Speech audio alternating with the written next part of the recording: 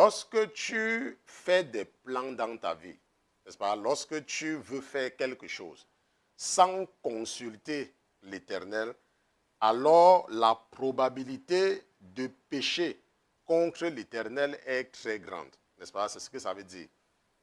Tu vas peut-être te dire, mais pasteur Christian, comment consulter l'Éternel? C'est aussi simple. Pour consulter l'Éternel, on se réfère à sa parole, n'est-ce pas? C'est à sa parole parce qu'il est sa parole, n'est-ce pas? La Bible, c'est la parole de Dieu, n'est-ce pas? La Bible, c'est la parole de Dieu.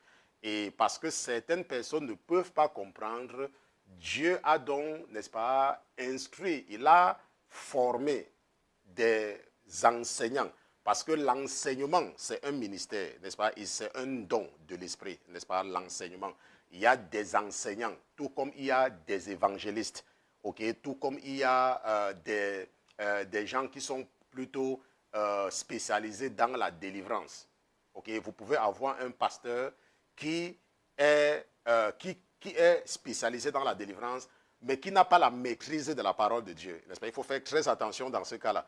Vous pouvez avoir un prophète, n'est-ce pas? Quelqu'un qui peut vous dire que voilà, mais qui n'a pas la maîtrise de la parole. On se comprend. Parce que l'enseignement est un don, c'est un esprit, n'est-ce pas? Dieu te donne, n'est-ce pas? Il y a des enseignants, il y a des références académiques spirituelles. Et c'est un don, c'est ce que je veux vous amener à comprendre.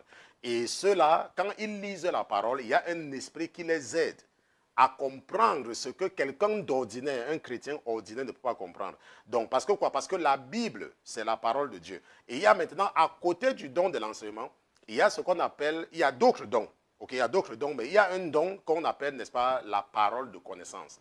La parole de connaissance, ça veut dire que Dieu peut t'amener à appeler quelqu'un et à commencer une conversation avec la personne, sans même savoir ce que tu dis, parce qu'il veut faire passer.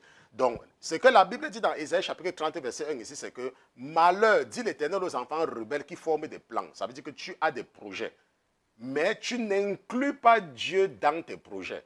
Oh, je vais faire ceci, je vais faire cela, je vais faire ceci, je vais faire cela. Tu vas à l'école, tu ne pars jamais à l'église.